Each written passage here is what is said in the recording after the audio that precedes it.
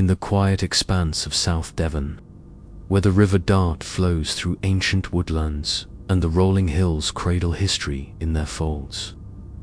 Dartington Hall stands as a medieval monument to time's passage. Its weathered stones and sprawling gardens hold countless stories, but none so haunting as that of the Grey Lady, a spectral figure tied to a tragic leap from the old church tower within the estate's grounds.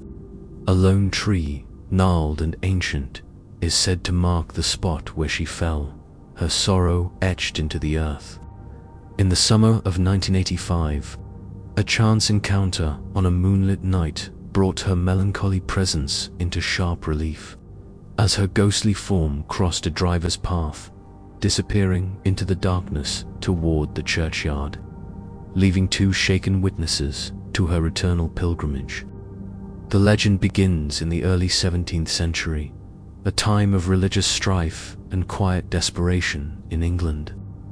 The church tower at Dartington, part of the estate's medieval chapel dedicated to Saint Mary, stood tall above the grounds, its crenellated top a beacon for the faithful and a temptation for the despairing. Eleanor Marwood, as the tale names her, was a young woman of the cloth, a novice nun who had taken vows of poverty and obedience in a small convent nearby. Born in 1598 to a modest family in Hauntings, Eleanor's faith was fervent, her devotion a shield against a world fraying at its edges. But her heart harbored a secret, a forbidden love for a local yeoman named Thomas Drayton, whose laughter and gentle hands had stirred her soul during a chance meeting at a market fair in 1619.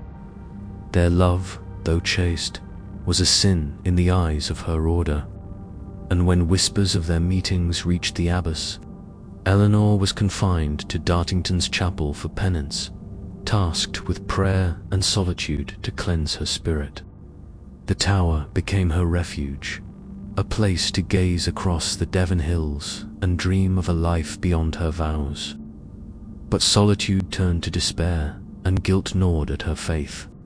On a stormy night in 1620, as thunder rumbled over Dartington and lightning split the sky, Eleanor climbed the tower's narrow steps, her grey habit trailing like a shroud. At the top, she stood trembling, the wind tearing at her veil, and with a whispered prayer, or perhaps a curse, she leaped, her body plummeting to the earth below. She landed near the ancient yew tree that still stands today, its roots said to have drunk her blood, marking the spot of her fall with a gnarled permanence. Eleanor was buried in the churchyard of St. Mary's, her grave unmarked save for the whispers of villagers who mourned her as a lost soul. Over the centuries, her spirit lingered, becoming known as the Grey Lady, or sometimes the Grey Nun, a vague figure in a greyish habit, her form seen drifting through Dartington's grounds, always moving toward the churchyard where her body rests. The first recorded sightings came in the 1700s, when groundskeepers spoke of a shadowy woman near the yew tree at dusk, her presence marked by a sudden chill and the faint scent of damp earth. By the 19th century, tenants and visitors to Dartington Hall reported glimpses of her in the twilight, her grey form crossing lawns or disappearing into the chapel ruins, her purpose unclear but her sorrow palpable. The most vivid encounter occurred on a warm July night in 1985, when Dartington Hall buzzed with the energy of its thriving arts community. Sarah Taverner, a 32-year-old schoolteacher from Hauntings, was driving home after a concert at the Great Hall, her two friends, Clara Harrowell and Peter Yeo, chatting in the back seat of her battered Mini Cooper. The narrow road skirting the estate was quiet, the moon casting a silver glow over the hedgerows.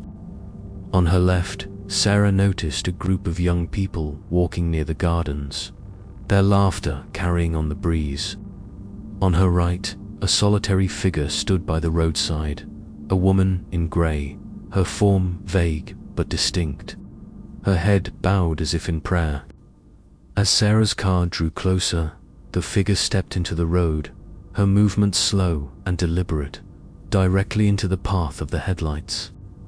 Sarah slammed on the brakes, her heart lurching as the beams illuminated the woman fully. A nun-like figure in a grey habit, her face obscured by shadow, her eyes unseen but felt, heavy with an ancient grief. Peter, in the front passenger seat, gasped, gripping the dashboard as the figure crossed before them, her steps silent on the tarmac. Clara, in the back, saw nothing, but Sarah and Peter watched, frozen as the woman moved toward the churchyard gate on the far side of the road. Just as the car shuddered to a stop, inches from where she stood, the grey lady vanished, her form dissolving into the night air like mist burned off by dawn. The headlights shone on empty asphalt, and the trio sat in stunned silence, the hum of the engine the only sound in the stillness. "Did you see that?" Peter whispered, his voice trembling. Sarah nodded, her hands shaking on the wheel, her mind racing with disbelief and dread. Clara looked up, puzzled, insisting she'd seen nothing but the road ahead. But Sarah and Peter were adamant. The woman had been real, solid, until she wasn't. They drove on to Totnes in silence, the weight of the encounter settling over them like a shroud. The next day, Sarah confided in a local historian at Dartington, an elderly man named Alias Polwell, who knew the estate's law by heart. He listened gravely, nodding as she described the grey habit and the direction toward the churchyard. "That'll be the Grey Lady," he said softly, recounting Eleanor Marwood's tale. The leap from the tower, the yew tree that marked her fall, and her ceaseless pilgrimage to her unmarked grave. Sarah returned to the spot a week later, alone this time, parking near the churchyard gate at dusk. Under the yew tree, its branches heavy with age. She felt a chill that had nothing to do with the evening air, though she saw no figure in grey. The encounter lingered with her, sometimes in dreams where a woman's voice whispered prayers in Latin, sometimes in the shiver that ran down her spine when she passed Dartington at night. Peter, too, carried the memory, though he spoke of it rarely, his rational mind wrestling with the inexplicable.